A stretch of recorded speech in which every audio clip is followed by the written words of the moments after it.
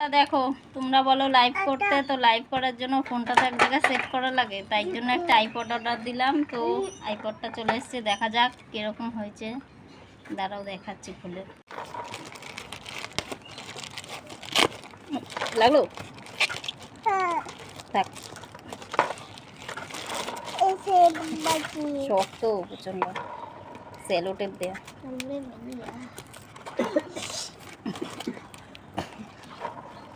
চাকু নিয়ে নিয়ে আয় তো, থাকা লাগবে না।